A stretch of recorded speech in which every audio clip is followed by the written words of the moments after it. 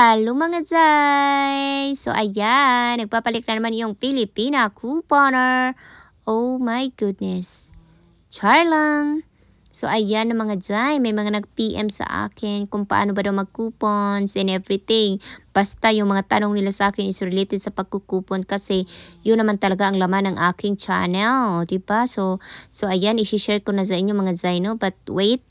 So sa mga bago pa lang sa channel ko, please like and share and don't forget to subscribe my channel mga Zaino para happy ang everybody.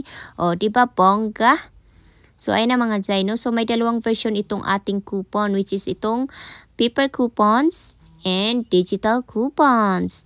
So mag-focus tayo sa digital coupons. So magkakaroon ka lang ng digital coupons kapag nag-download ka ng apps ng store. So, magpa-member ka mga Zay. So, yung kailangan mo lang gawin is mag-download ka ng apps ng store and then sign up. O, diba? And then, i-explore mo lang yung apps ng store and everything. And yan na nga, as you can see, yan yung ating mga digital coupon. So, yung kailangan mo lang para ma-save siya sa account mo is i-click mo lang yung plus sign. So, diba? And then, every time na mag-check out ka is i-type mo lang yung phone number mo kasi konektado naman yan sa account mo. Yan lang kadali. And then, as you can see, meron din tayo ditong paper coupons. Ito yung mga nakukuha natin sa Sunday newspaper, mga Zay. So, and everything. Na mga Zay, mayroon din tayong 6 na option kung saan ko ba nakuha ang mga coupons na ginagamit ko. So, una na nga dito, ito yung ating coupon.com, no? So, free lang siya mga Zay. Kailangan mo lang siyang i-click and print. So, kailangan mo lang talagang mag-provide ng printer. Okay lang if black and white ang copy mo as long as nababasa naman siya mga Zay. Okay lang yan mga Zay. Hindi naman talaga require ang colored copy. Diba?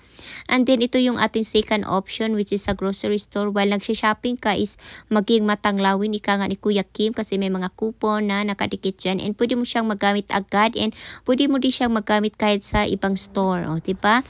Third option is itong ating mailbox mga Zay. No? So every week is nakakatagap ako ng coupon from them. Char. So, ayan. So, naka-insert yung mga coupon mga Zay dito sa mga ads ng store. O, diba? Marami talagang free dito mga Zay, no? So, kung ano yung nakalagay sa Sunday newspaper mga Zay na coupon is same lang din yan sa nakukuha ko every week dito. But not all the time mga Zay. And ito na yung ating pang-apat na free. O diba, sobrang daming free. If naka-download ka na ng apps ng store, i-explore mo lang siya mga Zay ha. And then ayan na, sobrang daming mga coupon dyan. And i-click mo lang siya. I-click mo yung plus sign and mag-a-add na yan sa account mo. So ito yung ating pang-5 option mga Zay. Which is kailangan mo na talagang maglaan ng pera. O diba? So mas prepare kung bumili ng Sunday newspaper sa $3. It's because tigwa $1 lang mga Zay. Kasi sa ibang store, $2 to $3 na yung price nila dito. And then, hindi din lahat ng $3 store is nagbebenta ng Sunday newspaper or nagbebenta man sila, walang laman na coupon. So, if bibili ka, much better, double check mo muna kung meron bang laman na coupon kasi sayang din ang $1 mga Zay. Diba? And then, hindi din lahat ng lugar dito sa USA is pare-pareha ng mga coupon na natatanggap kasi itong coupon mga Zay is regional siya. So like for example, kung mayroon ako dito, kayo wala. So dyan na papasok itong ating ferries. Kung tawagin sila dito is coupon ferry mga Zay. Diba? Kung may ferries si Cinderella is meron din tayong coupon ferries mga Zay. So ito yung ating savior. But then kailangan mo rin magbayad sa kanila no kasi nag-effort din sila dito mga Zay. Diba? So aywan ko ba kung bakit nila nakukuha yung coupon na super early mga Zay. Nakaka-amaze. Minsan mapapatanong na lang tayo. Hay nako, sana all. But anyway mga Zay, no? So ayan na nga ang ating coupon ferries. So ayan, gupit-gupit lang tayo mga Zay. And then after that, no, kailangan natin siyang i-organize dito sa ating coupon binder mga Zay, no. So itong coupon binder ko mga Zay sa ano lang to, thrift store ko lang to nabili 50 cents. So, diba? Oh my goodness mga Jai, munti ko na makalimutan itong ating 2 types of coupon, which is store coupon at manufacturer coupon mga Jai. Pwede mo siyang makombine, and syempre dahil pwede siyang makombine, that means doble ang saya. Char.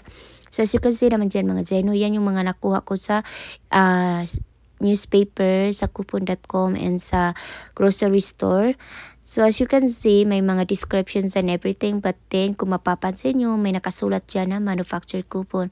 Most of the coupons mga Jai is manufacturer coupon siya, either digital or paper coupon. So dapat nyo yung malaman. And then this one naman mga Jai, no, is store coupon mga Jai. So let me show you.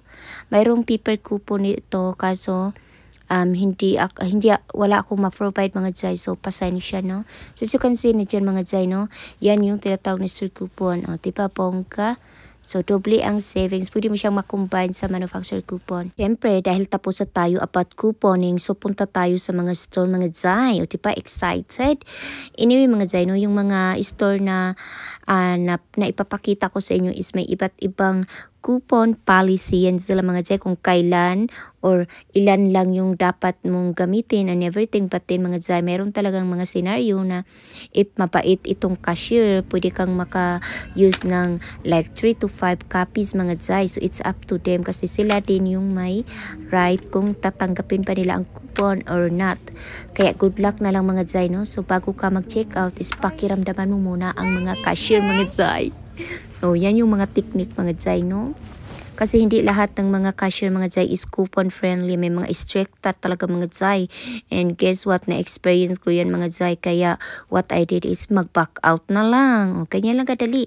So, para makuha mo yung items na mura or let's say free, much better na gamitin mo yung coupon kapag naka-sale yung mga items. So, diba bongga? So as you can see naman dyan mga Jai, makukuha mo na lang yung mga items na free kapag isasabay mo siya sa sale day or di kaya kapag mayroon kang mga cashback apps na rebate like this one mga Jai. So as you can see, $2.12 yung binayaran ko dyan, but then may natanggap ako na $4. O diba?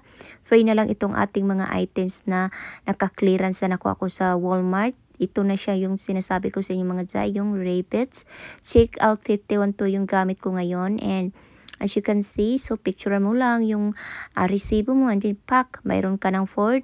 So that means free and something $1 plus money maker. O diba? Bongga talaga ang ano dito sa USA, yung mga paganyan nila, no? Oh my goodness. And that's it mga Jai. This is your Filipina couponer. So kung may mga katanungan, please comment down below and ilagay ko na lang sa description yung mga link ng mga cashback apps, rebate mga Jai, para ang saya-saya ng ating life. O diba? That's it mga Jai. Bye-bye. See you sa aking next vlog.